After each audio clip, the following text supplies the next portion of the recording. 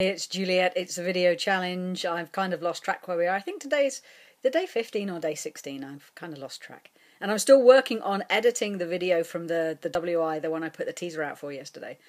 Today, something else kind of cropped up in my life and it prompted me to bring today's video.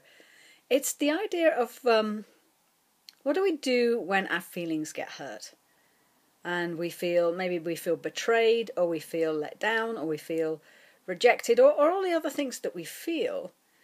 There's a temptation in some circles, and particularly in spiritual circles, as we're in this path of growth and learning, to maybe use a term that is used quite often these days, spiritual bypass. We don't allow ourselves to feel the feelings we feel, but we're feeling them. So where do we go with them? What do we do with them? Well, my greatest recommendation is to do just that, is to feel, to express them in a healthy way as best you can, and then to release them. With any of these feelings that we may perceive as negative, and in truth they're just feelings, we make up a whole bunch of stories about what they mean and what they mean about us or the other people involved. But the truth is, we feel how we feel, and there's nothing we can do about that at the first instant. It's an automatic reaction that if our feelings get hurt, our feelings get hurt. It's not something we can just ignore, or it doesn't serve us well to brush it off or to ignore it if we're really feeling it. If it's simply a case of somebody else saying, well, you should feel a certain way, but actually you don't, then you don't need to dive into it. But if something's happened in your life and it's prompted you to feel a certain way, it's very valuable that you don't diminish those feelings. You don't want to squash them down or ignore them or stuff them in some way, because if you do that, sooner or later they're going to express themselves in another way. They're going to express themselves in pain and discomfort in the body or a diagnosis, or they'll express themselves in pent-up frustrations and anger that then may express in a very inappropriate way.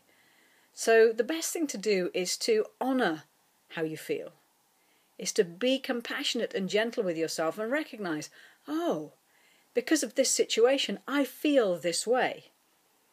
It's also different to saying, you made me feel this way. And that's one of the lessons that I learned from my late dad, was that nobody can make you feel or do or think anything. That's what happens inside of us. Even though it might seem like it's their fault and it's somebody out there that caused it, the truth is we're experiencing it through our own perceptions, our own filters. And so it's ours to deal with. So honour the feeling, but don't set up home there. Allow yourself to express in a healthy way. I still, when something really, really presses one of my buttons and I find that I'm angry, I will pick up my wooden rolling pin, not one of the ones with a spindle in the middle, but a fixed, solid wooden rolling pin. I will pick up one of those and I'll come up to the bedroom, and we have one of these memory foam pillows, and I beat the 7 bells out of it. I use the rolling pin, and this is particularly good for ladies because we're not taught typically, actually I was taught to punch by my dad, but most women are not taught to punch. And so we're uncomfortable with that idea of actually making a fist and punching. But if you use a bat, which the rolling pin becomes, it kind of distances yourself slightly and it makes it a lot easier. So to actually, in a safe environment, if you feel those kinds of feelings, allow them to be expressed. If it's sorrow, allow that to be expressed. Find somebody to talk to. Find yourself writing down how you feel and just allowing that to flow through. So expressing in a healthy way. And then once you've gone through that process, be okay with moving through it. Be okay with letting go, of releasing, so that you can do those 3 steps: feeling and just honouring how you feel, expressing in a healthy way, and then releasing. Because we never want to set up home and build houses in the places where we really don't feel good.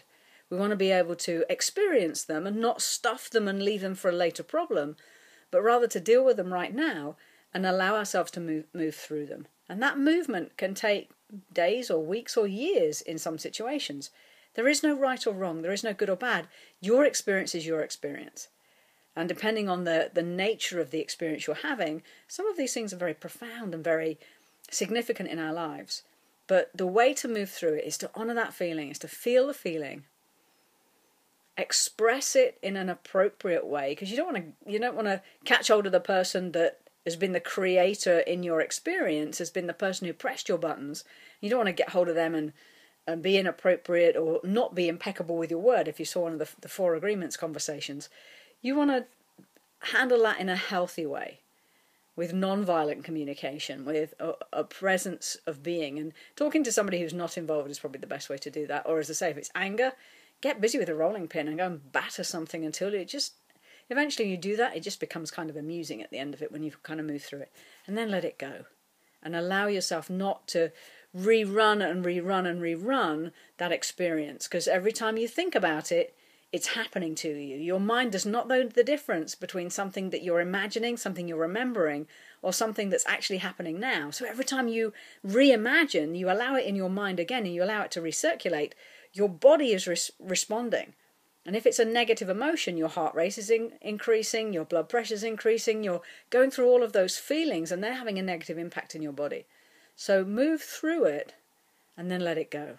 Allow yourself to move on. So those are my top tips for today's video. Hopefully that was useful for you. It's okay for you to feel how you feel. Don't make yourself wrong about it. Just allow yourself to move on. I look forward to speaking to you tomorrow. Have a spectacular day. All my love.